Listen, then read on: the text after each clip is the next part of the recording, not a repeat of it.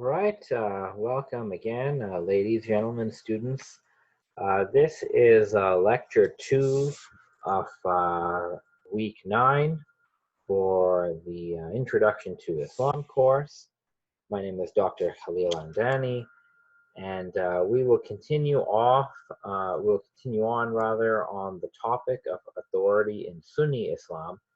And in this second lecture, we'll be talking about the concept of Sunnah and the authority of the ulama, or the religious scholars, in the Sunni tradition of Islam. Again, a lot of the details are covered in the course readings that you're doing this week, so I'm simply touching on some of the themes that have come up.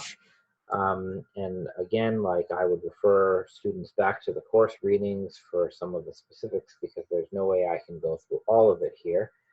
So you should look at these lectures more like a way of highlighting important themes, things to sort of give extra attention to.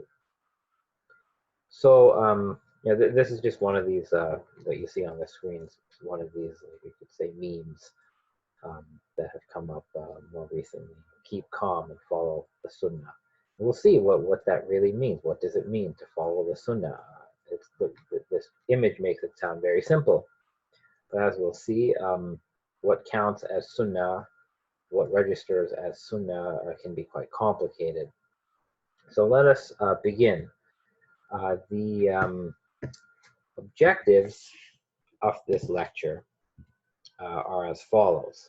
So we want to gain a basic understanding of the concepts of Sunnah and Hadith. Both of these things have already come up in the readings this week. And we will see that actually there is a conceptual difference between the idea of Sunnah and the idea of Hadith. And a historical evolution took place whereby Sunnah and Hadith were two distinct ideas, but they eventually became conflated for practical purposes. Things eventually reach a point in the Sunni tradition where the Sunnah pretty much is equal to the content of Hadith. Then we'll look at the authority and the function of the ulama, which means the religious scholars, and the basis of their authority. And we'll look briefly at the different religious sciences that the Sunni ulama specialize in. Now, on the topic of Sunnah, which we'll talk about, for those who want to know, there's a very good article by one of my colleagues, Adis Duderja, called Evolution and the Concept of Sunnah During the First 4 Generations of Muslims. Published in the Arab Law Quarterly some time ago. It's a very good article. It's very well written, and it really gets into more details. And I've drawn a lot on this article to prepare this lecture today. Well, remember from last time, I showed you this diagram where in Islamic history, over like the first 5 centuries of Islamic history, after the death of Prophet Muhammad, who was the holder of an all-comprehensive authority, which included spiritual matters, religious matters, legal matters, political matters.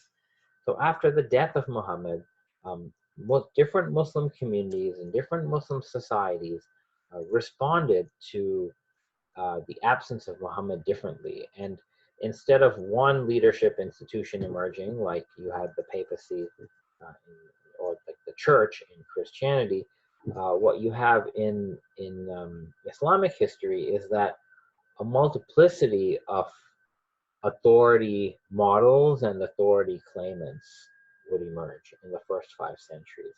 So what you actually have is competing institutions of post-prophetic authority. Each of these institutions, in its own way, claims to be the heir or the inheritor of the Prophet Muhammad. In lecture 1, we looked at the Sunni and a little bit of Shi'i caliphates, right? We looked at the authority of the caliph, or the caliph, or the khalifa, as they say in Arabic. Today, we'll be looking at the authority of the Sunni scholars who are called the Ulama.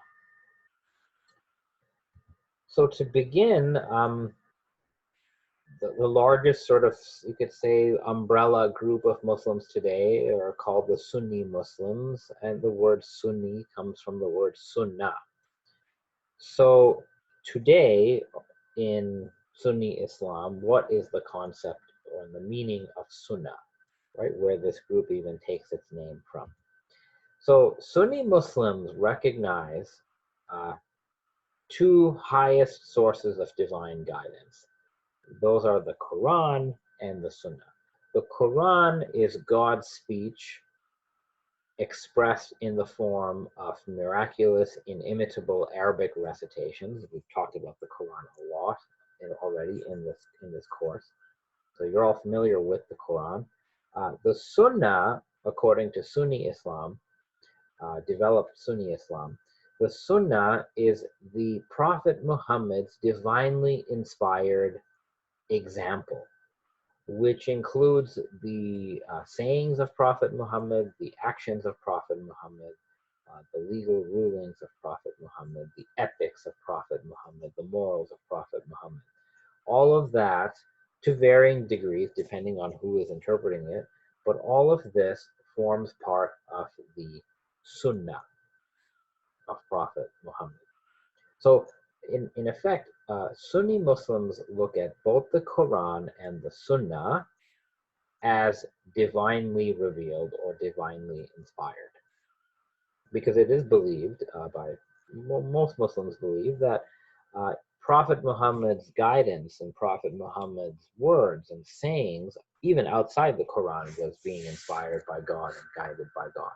So in Sunni Islam, the example of the Prophet Muhammad is seen as the divinely inspired Sunnah. Now, for most Sunnis, or I guess we could say for all Sunnis, as this tradition developed, it is believed that if you then want to find Prophet Muhammad's example, like, where would you learn about Prophet Muhammad? What is his example? What is his Sunnah? Prophet Muhammad's Sunnah, according to Sunni Muslims, is found in basically oral hearsay reports about what the Prophet Muhammad said, did, approved, disapproved during his lifetime. So by reports, what we mean is that what Prophet Muhammad said or what Prophet Muhammad did comes down to us today through a report that has been narrated orally from generation to generation through a chain of transmitters. So hypothetically, a chain of transmitters would look something like this, where the bottom, the Prophet says or does something, and one of Muhammad's contemporaries sees this, hears it, memorizes it, and that person, Muhammad's companion, passes it to a person of the next generation, who's called a successor, and he passes it on, he narrates it to someone else, and it's basically narrated through many different people. Often it will be narrated through multiple lines of people, multiple transmitters, as you can see here, and eventually what would happen is this would be written down at some point in a collection. So this report, a report is called in Arabic a khabar, but this type of report that has come from the Prophet Muhammad has been narrated through transmitters, through a chain called an Isnad. That report is called a Hadith. So we'll look at some examples in just a moment. But basically, a report that of what Muhammad said or did that has been transmitted through a chain of narrators, as you can see here, that is called a Hadith. So the Sunnis believe that the Sunnah of Muhammad is accessible to us in the form of these hadiths, in the form of these reports. And what ended up happening is, by the 10th, 11th century, you actually have several written collections of hadiths. And of course, these would multiply, so there's even more written collections. But several of them would be recognized by Sunni Muslims as having some sort of authority. Here I've listed some of these. The bold, the ones that are bold, these hold a special canonical status. You could say they're known as sort of like the 6 canonical Sunni Hadith books. And the ones that are even more bolded, Bukhari and Muslim. These names, by the way, that you see here, Bukhari, Muslim, Malik, Tirmidhi, and so on, these are the people who collected these hadiths. They collected them orally and then they wrote them down. So the compilations, these collections are named after the compilers. And as you can see, Prophet Muhammad died in 632, but the written hadith collections, for the most part, are coming in the 800s, right? So about 150 years, 200 years after the death of Prophet Muhammad is when you get the written collections of hadith, the large ones anyway. Now, to sort of bring this to home, we can look at some examples. So Bukhari and Muslim, their hadith compilations have probably the most revered status in the Sunni tradition. And now you can actually, you can find these online. So if you go to sunna.com, which I'm showing you here, you can get Sahih al-Bukhari. So this whole book is on sunna.com. And these are just sort of like the titles of, you could say, the sub-books that make up Sahih Bukhari. And if you go into one of these, I think I went into the Book of Belief. And here's an example of a hadith.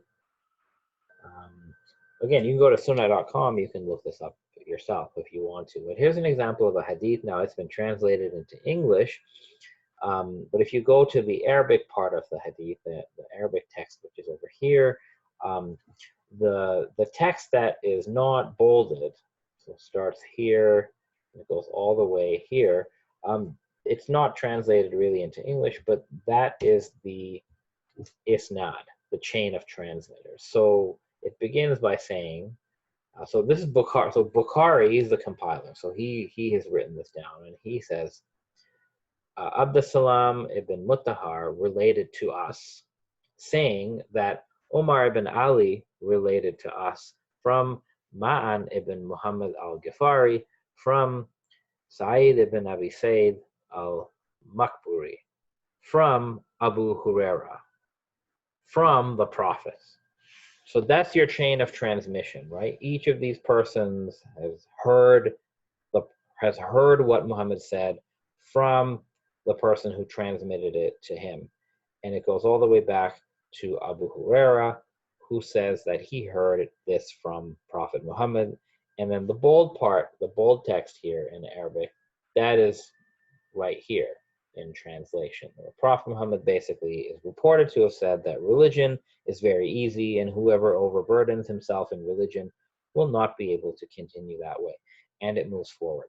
So this generally is how the hadiths appear in the written books of hadith, right? You see a chain of transmission, and it's important to note that just because a hadith is in a hadith book, like here, it doesn't mean that it is authentic, and it doesn't mean that it is historical. So Muslim scholars have their own system of grading a hadith based on assessing the character of these transmitters and basically doing their due diligence on everybody in this chain. I'm not going to go into the details, but there's a very complex grading system. There are different gradings for a particular hadith. A hadith could be classified as sahih, as authentic. A hadith could be classified as daif, which means it's a weak hadith. A hadith could be classified somewhere in between. It could be called Hasan, it's a good hadith, and so on. Some hadith are called, problematic hadith. So just because you find it in Bukhari or Muslim or any of those books, it doesn't mean that like all Sunni scholars will just accept this at face value. Western scholars have also studied hadith, and they take quite a skeptical view of hadith. many Western scholars in the academy do not see the content of these hadith as historical. They don't think Muhammad really said this stuff. There's a range of perspectives that Western scholars have about hadith. There is a good method that some scholars use where they find hadith like this that have sort of multiple chains of attestation, which of course Muslim scholars do as well. But Western scholars have found a way to sort of compare different versions of the same hadith to similar chains and sort of recover an original text. I won't get into the details, but that is one of the Western academic critical methods of dealing with hadith. But Muslims too have their own critical methods of dealing with hadith. The age we live in is a bit interesting because now you have social media hadith. So this is from a Facebook page called Hadith of the Day that you can see here. And here they're giving you the hadith, and they're only giving the name of the first narrator, right? So it says Aisha, who's the wife of Prophet Muhammad, narrated that, Prophet Muhammad, Messenger of God, used to accept gifts and used to give them in return. Now, this doesn't tell you who the other narrators are, so you can't really check it. It gives you a reference to Bukhari, and you have to go check it yourself if you knew how to do that. This is another sort of internet page where they're sharing hadiths. So now you can find them cited everywhere, basically, and things have really changed. Now, this is all very modern.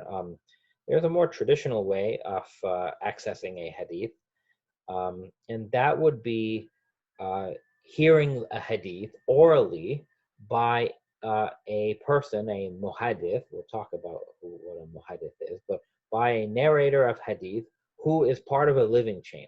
So what this would mean, and this is just an example, this is Sheikh Nuruddin Itter. He is a muhaddith, the narrator of hadith. I think he's from Syria. Here he's teaching in Al-Azhar, the whole YouTube video of this. And what somebody like him would do is they would narrate a hadith that they themselves heard as part of the chain of transmission. So they're not reading the hadith from a book like we just did. They themselves are part of the chain of transmission. So they call that a living chain or a living isnad. The reading that you had assigned, that was assigned to you this week, opened up. It was the book by Jonathan Brown. And you'll remember reading this part. So in this part of the book, this is the intro. Jonathan Brown has traveled to Zabid, which is a city in Yemen. And he comes to this assembly being led by a Muslim legal scholar called a mufti. And the mufti is narrating hadith. And they ask Jonathan Brown, what are you doing here? And he basically says, as he writes, that he came to hear a hadith through your Isnad, the Isnad of the people of Zabid. So in other words, Jonathan Brown found a person who is a transmitter in this living chain. And this mufti then narrated the whole hadith, and all you can see, he begins with his own name, Muhammad Ali al-Batah of the Ahdal clan. So that's the teacher, right, who Jonathan Brown is listening to in person. And then this teacher gives the names of the one he heard it from, his teacher, Ahmed, son of Dawood al-Batah, and then the name of his teacher, and so on. So this is a whole list here of transmitters, including all sorts of people. Imam Ahmed, the candle maker, from his father Sharafuddin, the candle maker, and so on, all the way back to Abdullah, the son of Amr, all the way back to Prophet Muhammad. And the text of the hadith is the bull, that the merciful, indeed most merciful God, has mercy upon them, have mercy in this earthly world, and he that is in heaven, in the heavens, will have mercy on you. So the chain of transmission here is longer than the text of the hadith. But this type of way of accessing a hadith is through a living chain. This is different from reading it in a book, and it's certainly different from seeing it on social media. So again, this is an example of, for Sunnis, how the Sunnah of Prophet Muhammad is accessed in the form of hadiths, either hadiths in a book or hadiths narrated through a living chain, which is what we see on the slide here. Now let's sort of backtrack, right? Let's go a little backwards. And let's go back to the first century after Prophet Muhammad. And let us take a look at this concept of Sunnah. Because for developed Sunni Islam, Sunnah, the Sunnah of the Prophet, the example of the Prophet, is pretty much equivalent to the content of these hadiths, right? Contents of these reports about what Muhammad said and did that are narrated. That's what we just saw. But was it always like that? Was it like that from the beginning? In the first century, in the second century, in the third century, did the whole Muslim community think about the Sunnah in this way? And the answer, based on a lot of academic research, is actually no. They did not think of, all Muslims from the beginning did not conceive the Sunnah as being equivalent to Hadith. Initially, Sunnah and Hadith were two different concepts. They were separate concepts. So let's talk about that a little bit. Now, the word Sunnah has a range of meanings, such as way, course, rule, mode, model, example, tradition, custom. It's a pre-Islamic idea. So even before Prophet Muhammad, there was this idea of certain reputable ancestors, reputable Arabs of great repute, people of great moral, upright conduct, and the idea of Sunnah was attached to these people. So these were people who are worthy of emulation. So people would talk about the Sunnah of such and such person. So the idea of Sunnah comes from before Islam. Now, does the Quran talk about Sunnah? Well, the Quran does not actually, it never really talks about the Sunnah of Prophet Muhammad or the Sunnah of any prophet. The Quran certainly says to obey God and obey Muhammad. It speaks of God's Sunnah, which in this case would mean God's habit, God's way of doing things. The Quran certainly talks about how the Prophet Muhammad commands and forbids things and judges things on behalf of God. It doesn't really talk about, though, the idea that people should imitate Prophet Muhammad. Now, there are two verses in the Quran where both Abraham and Muhammad are called a beautiful example. But those verses were actually pertaining to a very particular context, very particular event. So the verse that refers to Muhammad as a beautiful example was referring to one instance where there was a battle taking place, and people, Muhammad's community wasn't sort of ordered or encouraged to go out and sort of defend the community by taking part in the battle. And that's what the beautiful example refers to, because Muhammad went out and did that. So there really is nothing in the Quran about following Muhammad in the sense of imitating him, but the Quran does certainly say that the believers have a duty to obey Muhammad and obey the commands of Muhammad. The Quran says, he who obeys the messenger obeys God. Is that the same as Sunnah? I don't think it's the same thing as Sunnah. That's a different idea. That's the concept of obedience. The concept of Sunnah, in my view, is a bit more than obedience. It's emulation. And in my view, anyway, the idea of emulating Muhammad outside this one particular context, one particular situation, I don't see it. I don't see it there. Nevertheless, the idea of Sunnah in general already existed, and after Muhammad's death, it would have been natural for some Muslims to think that Muhammad's life, Muhammad's way of living was something that should be emulated. So it's almost natural that the concept of a Sunnah, of a model or example, would be attached to Prophet Muhammad. But one thing we need to note is that there is little evidence, as Fazlur Rahman says here, there's very little evidence that Prophet Muhammad in his own lifetime had the time or the means to lay out a set of laws and a very meticulous set of rules for people to live by. The Prophet certainly gave judgments during his own lifetime. He certainly gave decrees and commands, but a lot of this was ad hoc. The Prophet gave rulings, he made decisions as and when situations came up. We don't see him sort of publishing like an entire legal code. Even the Constitution of Medina is a pretty minimalist document, for example. The Prophet likely never had the time to sort of lay out an entire set of complex laws for people to live by, despite later literature portraying him like that. So that's something to keep in mind. Now, in the first 2 centuries after Muhammad's death, the term Sunnah is there.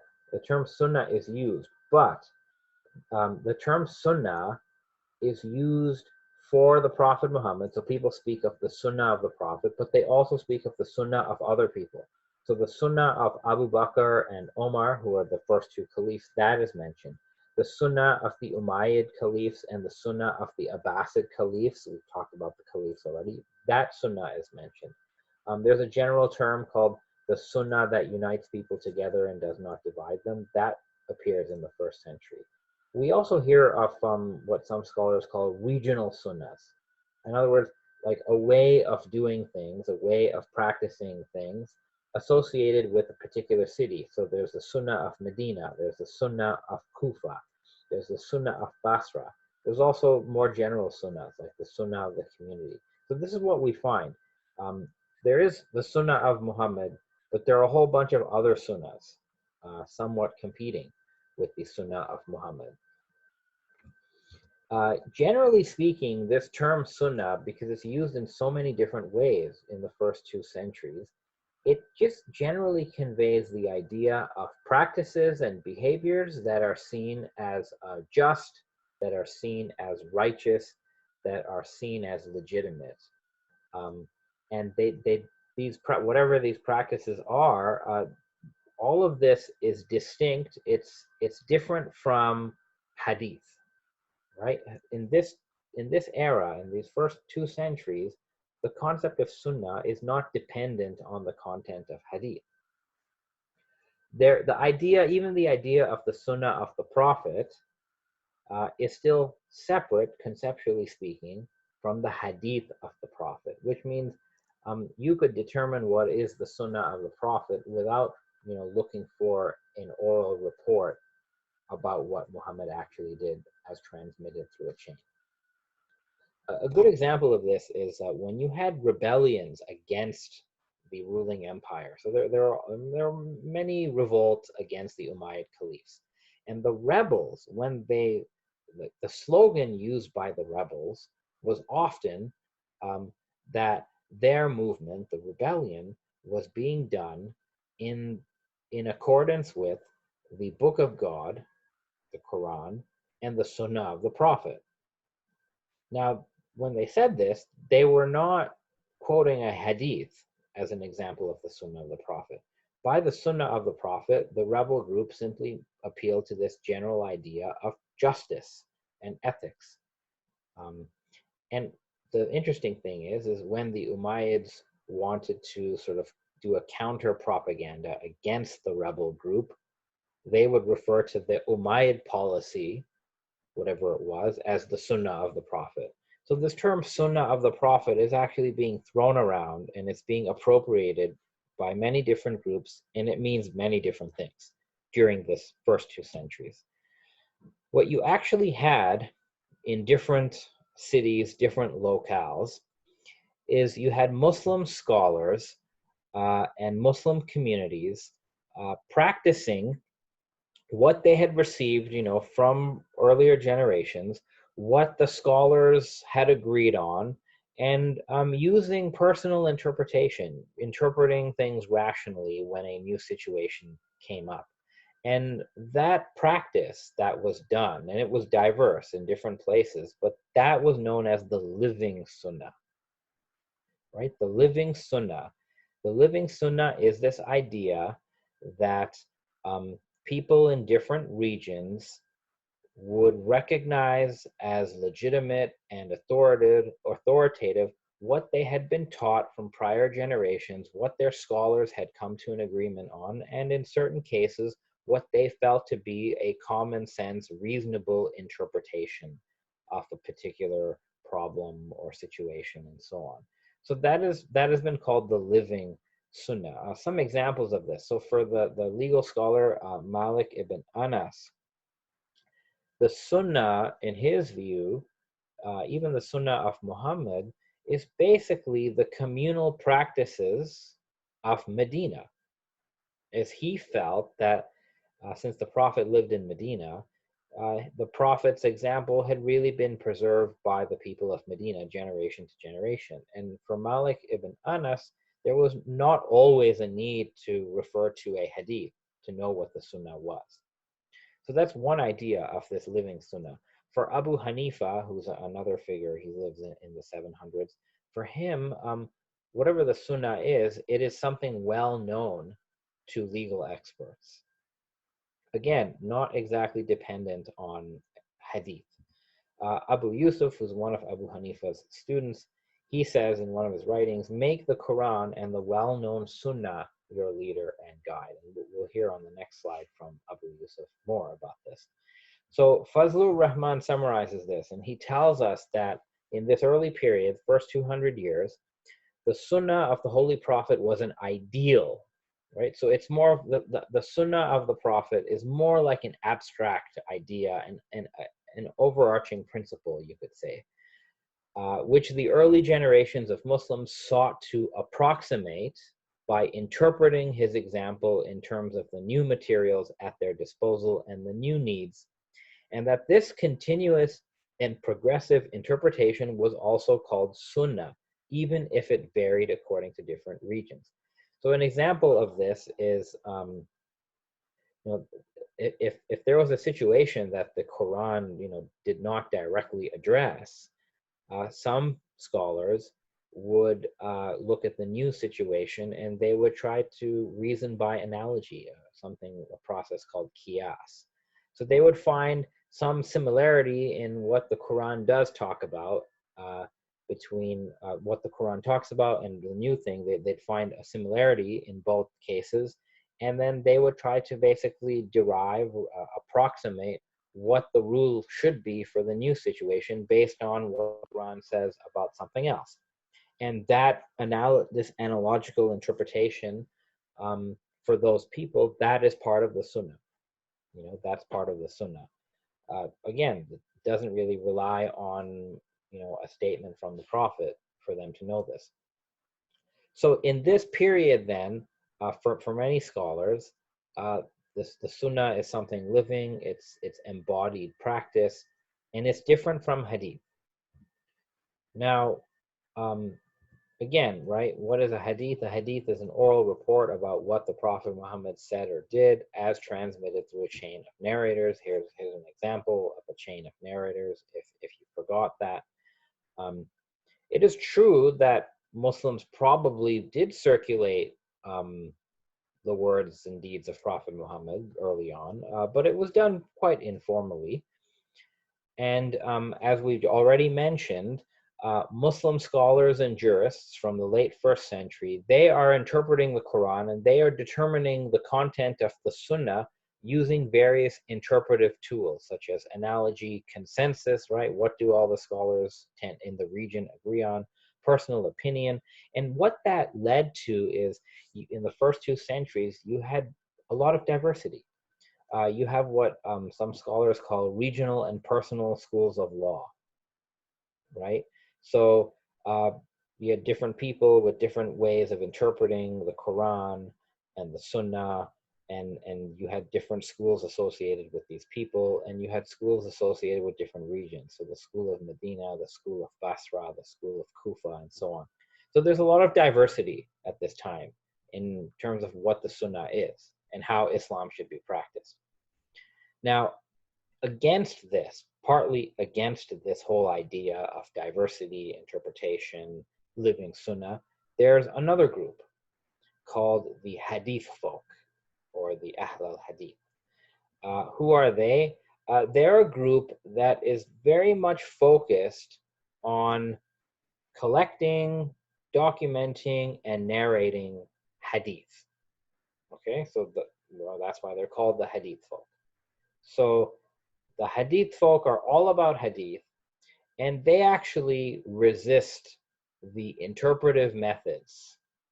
They resist the interpretive methods that some of the legal scholars are using to interpret Islam, which results in all this diversity. The Ahl al-Hadith want to limit themselves to these oral reports narrated from the Prophet through authentic chains, because they feel that these reports, they're straight from the source. There's no human interference going on here. So that was their justification.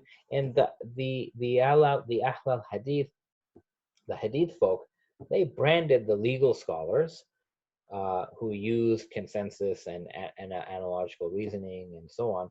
They branded them as the people of subjective opinion, the Ahl al-Rai. So it's sort of like an insult against them. This term, Rai, it actually had a positive connotation originally, but because of this propaganda here, it became seen as a negative thing. So what is at issue here is you have two fundamentally different visions of what is the Sunnah of the Prophet. You have one view, which is the living Sunnah. The Sunnah is something interpreted rationally. It's established by consensus. It's the communal practice that has been handed down generation to generation. And as a result of this living Sunnah is quite diverse. It looks different depending on who you talk to and where you go. And against that, the Hadith folk have this different idea of the transmitted Sunnah. This is Sunnah according to reports narrated from the Prophet and the companions of the Prophet. So Sunnah, the concept of Sunnah is contested. There's disagreement on what the real Sunnah is. The scholars of the living Sunnah, people like Abu Hanifa and his student Abu Yusuf and Imam Malik, it's not that they don't believe in Hadith. They do believe in Hadith. But for them, you could say that the content of a Hadith is still determined by or under the authority of communal consensus or scholarly consensus. So Abu Yusuf writes, as quoted in secondary sources, he says that, and he's criticizing the Hadith folk here. So he says that Hadith multiplies so much that some Hadiths, which are traced back through chains of transmission, are not well known to legal experts, nor do they conform to the Quran and the Sunnah. So what's happening here is, even in this quotation, Hadith is different from Sunnah. He's actually saying there's many Hadith that don't match the Sunnah. He goes on to say, beware of solitary Hadiths. So these are Hadiths, there's some Hadiths that only have sort of one chain, like one chain supporting them. And people don't know if these are correct. He says, beware of solitary Hadiths. Keep close to the collective spirit of Hadith. Go by those Hadith which are accepted by the community and recognized by legal experts as valid and which are in accordance with the Quran and Sunnah. So again, it's clear here that Abu Yusuf's idea of the Sunnah is not dependent on Hadith. It's dependent more so on the consensus of the community, the consensus of legal experts. And he thinks Hadith content should be under the authority of this living or communal Sunnah. Right? So that's what you have here. So again, there is a contestation. Is the Sunnah something living and practiced, or is the Sunnah something transmitted through Hadith?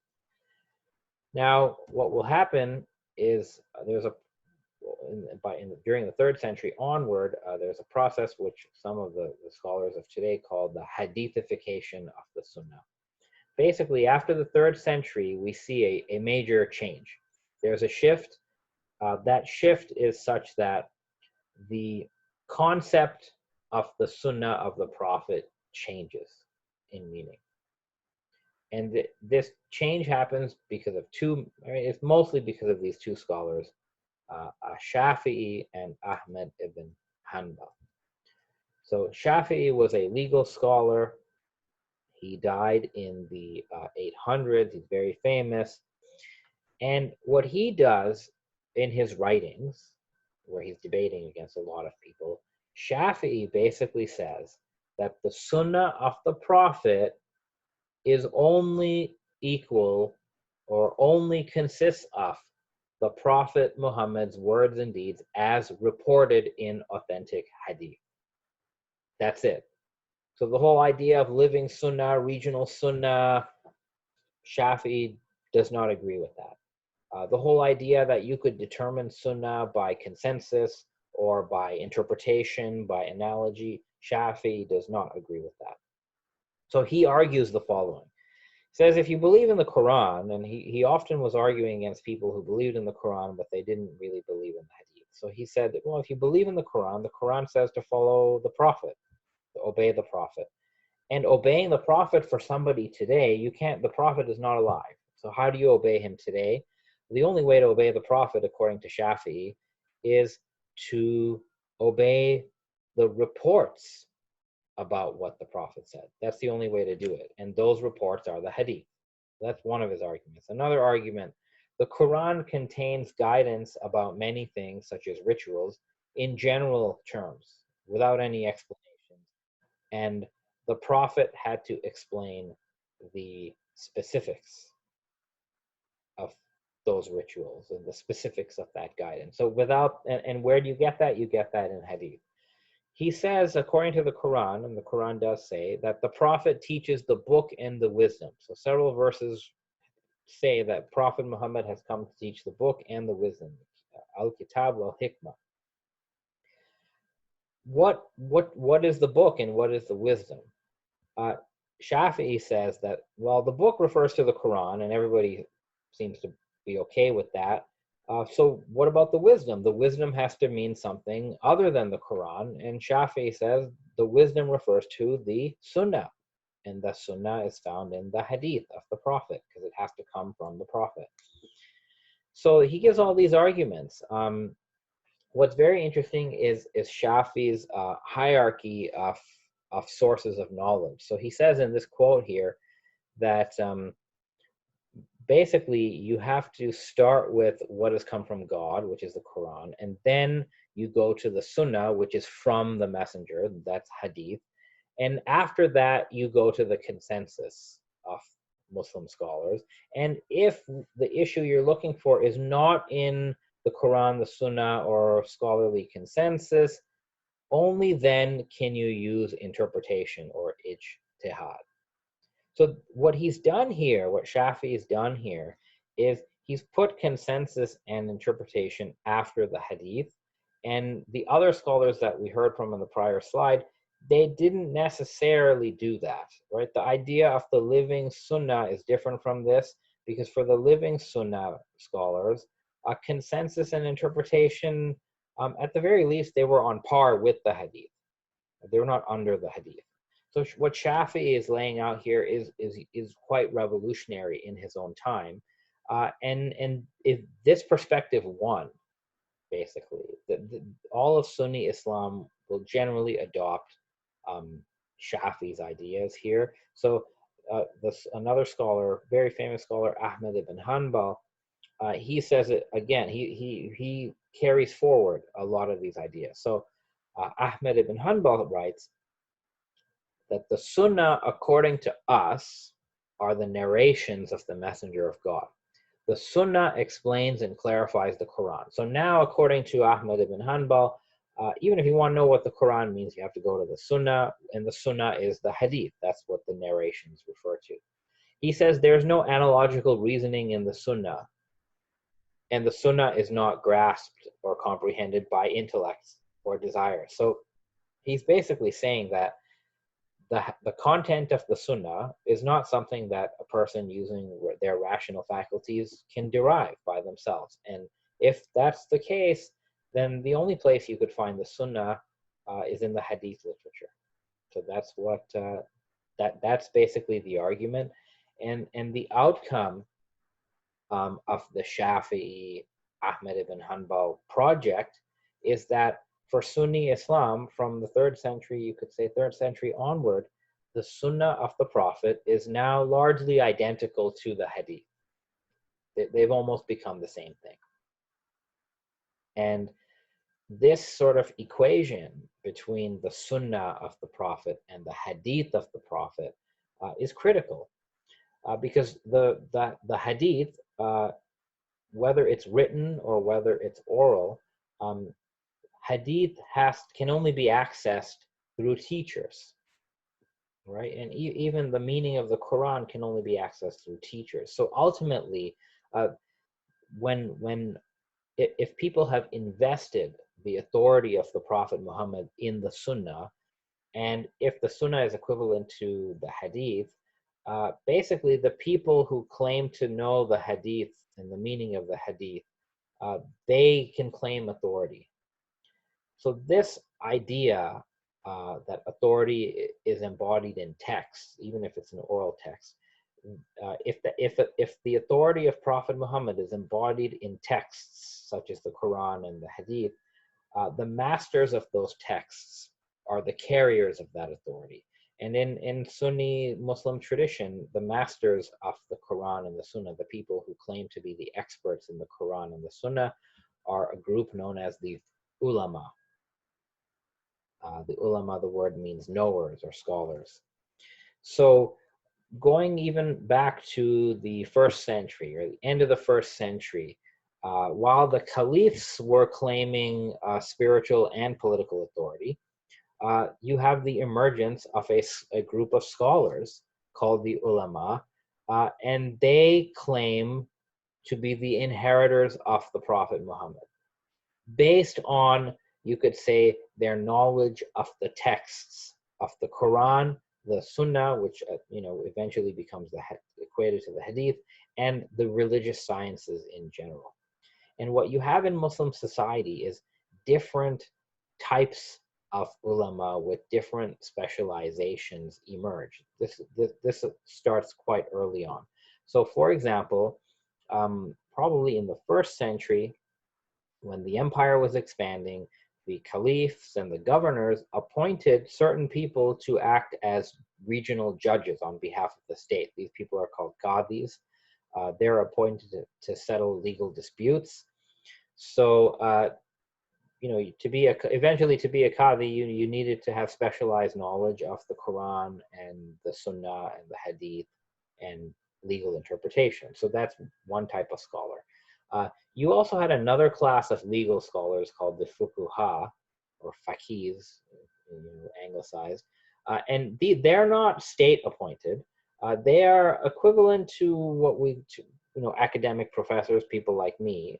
So they're private individuals, but they tend to specialize in the knowledge of Sharia, the idea of God's law, as embodied in the Quran and Hadith, and they debate amongst themselves. So these legal scholars, that's another class of the ulama. You also have scholars who are doing philosophical theology. They're known as the mutakallimun. We could call them theologians. You have scholars among the Hadith folk who specialize in memorizing Hadith, transmitting Hadith. They're called the muhaddithun. There are other scholars who specialize in the Quran, the meaning of the Quran, the interpretation of the Quran. They're called mufassirun. So a whole wide range of ulama will emerge. And today in the Sunni tradition, they're sort of all, they're seen as they're all on the same team, right? The qadis and the fuqaha and the theologians, they're all seen as on the same team. But originally, they were not on the same team. You could say that these different disciplines, they're all distinct truth projects. These are all different ways of exploring the meaning of Islam. They're all different ways of interpreting Islam, and there was competition between these different groups. The theologians were debating with the Hadith folk. There were disagreements between the jurists, the fuqaha, and the Hadith folk, as well as the theologians. So they were not originally on the same team. Even within a particular discipline, there was disagreement and debate, a lot of it. these different groups did not really come together until beginning in the 11th century, where there was some institutionalization of the ulama by Nizam al-Mulk. He was the vizier under the Abbasid caliphs. And a lot of this coming together, some scholars refer to this as the Sunni consensus. So these different groups eventually had to make peace with each other and sort of come together as Sunnis in order to oppose the popularity of Shia Islam, particularly the Shia Ismaili tradition, which is the religion of the Fatimid Caliphate. So the Fatimids had their mission going on in Sunni territory, and almost as a way to oppose the Fatimid Shia Ismailis, a lot of these Sunni scholars with political influence had to come together to debate and combat them in ideologically speaking. So that's in general sort of how the ulama emerge. And what you do find is that there, as the centuries go by, you have this idea of different sciences that the ulama will specialize in. There's rational sciences and there's religious sciences. And what's very interesting is people who specialize in a particular religious science, they often believe that their particular specialty is the best one. So as an example of that, this is from al-Ghazali. Al-Ghazali is really a person of kalam. He's a mutakallim, right? He specializes in kalam theology. And he actually says in one of his books that the universal of religious sciences is kalam. So he thinks theology is universal. Whereas other sciences, Ghazali says, like fiqh, hadith, tafsir, they're all particular. This is because, according to Ghazali, the mufassir, the interpreter of the Quran, he only studies the meaning of the Quran.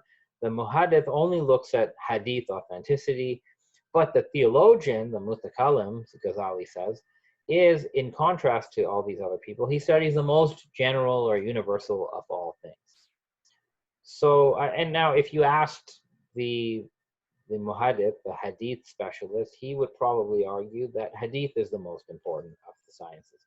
Nevertheless, as the ulama develop, the curriculum that the ulama would eventually learn, it would actually include all these things. And even in Al-Azhar, Al-Azhar is one of the leading institutions of Sunni learning today in Egypt and Cairo. It's ironic because Al-Azhar was originally an institution for Shia Ismaili law, but then of course the Sunnis took it over. And in a place like Al-Azhar, the curriculum will include all these subjects, but people will still specialize in things. So there's, as I mentioned, there's diversity of opinion within the ulama, even within a particular field. So in fiqh, in jurisprudence, which is the interpretation of Sharia, and we have a whole unit on Sharia, so we'll do the details later. But you have at least 5 schools, 5 interpretations of fiqh. This is a quick summary of sort of where the members of these schools are located and what their methodologies are, but I'm not going to go into the details. We'll do this in a couple of weeks when we have a whole unit on Sharia.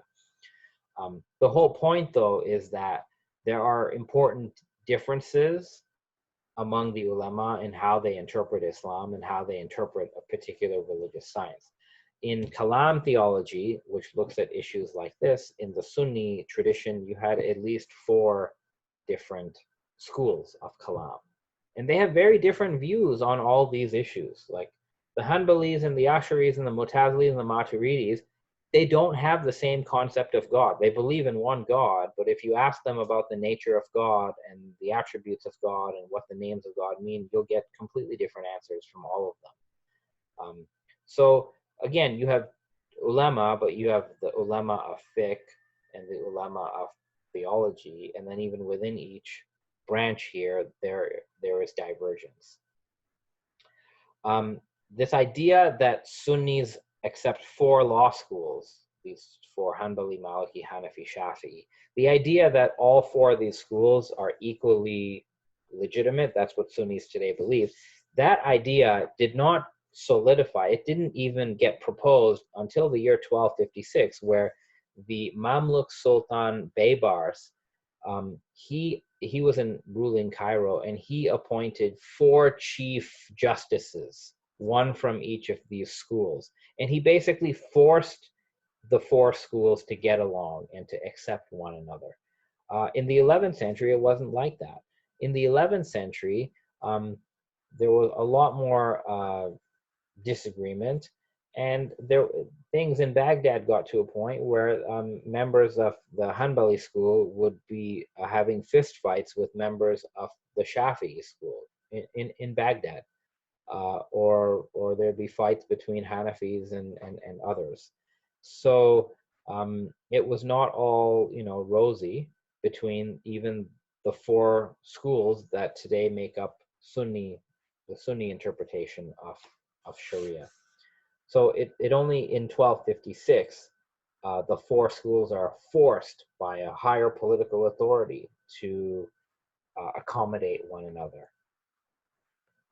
The last point about the ulama that I want to simply talk about is the ulama were very influential, and their teaching activity, because they're teachers, so they're teachers, they have students, this teaching activity that the ulama engage in, that gives rise to an entire culture of knowledge transmission and learning.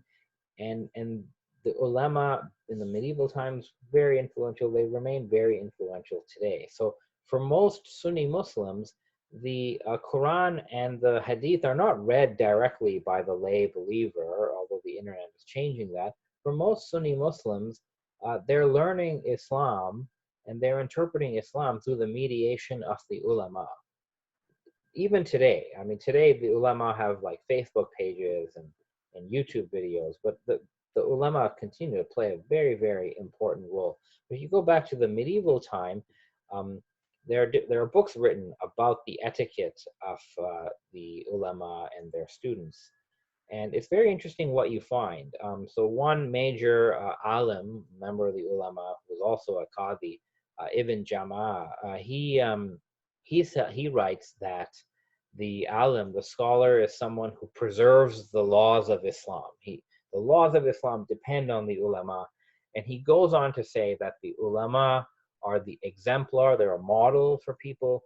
Matters are to be referred to them, and they are the proof of God over the people. The ulama are the proof of God over the people. That's very, very significant for him to say that. Another major scholar from medieval Cairo, he actually compares the ulama to the parents of a child. So for him, the ulama are the spiritual fathers of their students, and that the ulama, they lead people to eternal life, just like your physical parents leads you to worldly life and nourishment. That's a very significant comparison, right? The ulama as the spiritual parents of the community. There's even protocol and etiquette in medieval times for when you go study with the ulama. So according to Ibn Jama'ah, he tells us that before a student meets the scholar to learn, he has to be completely pure. He has to wash his body. The same way that you'd wash yourself before prayer, you have to prepare to meet the ulama in the same way that you prepare to pray, basically. You have to be ritually pure. And why is this the case? Well, this alim, Ibn Jama'ah, he says in this text that the teaching session with the ulama is a way of remembering God, and it is a congregation of worship.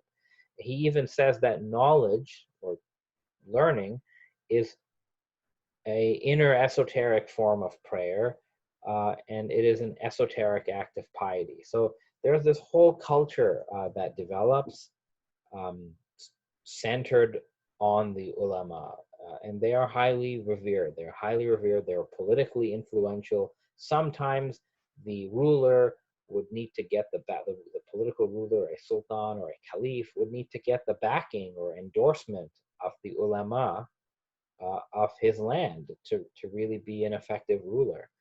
Sometimes the ulama would lead revolts and revolutions, opposition against a political ruler. So they're quite influential. Um, I'm not going to talk about ulama in contemporary times because we're sort of leaving that for a later unit. But generally speaking, for Sunnis, the ulama, they are, they wield a lot of authority for Sunni Muslims. And Islam for Sunni Muslims, for many Sunni Muslims, continues to be mediated by the ulama. So again, if we go back to this chart here, so far now we've talked about the caliphate, and we've talked about the ulama.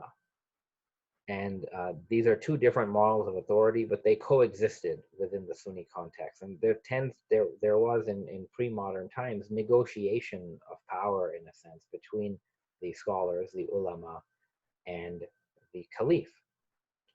The caliph did claim religious authority at some time, but the ulama challenged that religious authority. And the ulama didn't see the caliphs the same way that the caliphs saw themselves. So all of that is very important to know, that even within just the Sunni tradition, there is not just one model of authority. There are several models of authority, and the caliphate and the ulama are both important forms of authority in Sunni Islam. So I'll leave it at that. Thank you all for tuning in. Students will get a copy of these slides so you can review everything for yourself. And of course, if you have any questions about this, you can submit it in the weekly lecture self-review that we do this week. So I hope you all have a good evening and that this was enjoyable to you. Take care.